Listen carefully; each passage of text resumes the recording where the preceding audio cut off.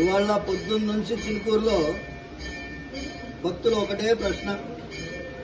100 మంది భక్తుల్లో 50 మంది అడుగుతున్నారు, రేపు చంద్రగ్రహణం ఉంది కదా పంతులు గారు, రేపు మేమేమేమి పాటించాలి, మేమేం నియమాలు పాటించాలని అడుగుతున్నారు. భక్తులందరికీ కూడా ఒకటే మాట, రేపు చంద్రగ్రహణం మనకి లేదు, ఈ భారతదేశంలో కనిపించదు, దానివల్ల ఏ భయాలు అవసరం లేదు. ఇది అమెరికాలో, ఆఫ్రికాలో ఆ ప్రాంతంలో కనిపిస్తుంది. ఆ సమయం ప్రకారం చూస్తే పొద్దున 9:30 నుంచి ఒక గ్రహణం పడుతుంది, చంద్రగ్రహణం. పొద్దున చంద్రుడు కనిపిస్తాడా అండి భక్తులారా? ఏం ప్రశ్నలండి? హోలీ రోజు గ్రహణం పడుతుంది కదా, మాకేమైనా ఇబ్బందులు వస్తాయా, గర్భిణీ స్త్రీలు ఏం పాటించాలి, ఇవన్నీ ప్రశ్నలు అడుగుతున్నారు. రేపు గుడి బంద్ ఉంటుందా అడుగుతున్నారు. ఏమైనా మాకు ఈ ప్రశ్నలు విన్నప్పుడు ఒక విధమైన ఆశ్చర్యం కలుగుతున్నది. ఎవరు ఇలాంటి అపోహలు సృష్టిస్తున్నారు? యూట్యూబ్ ఛానల్ వాళ్ళు.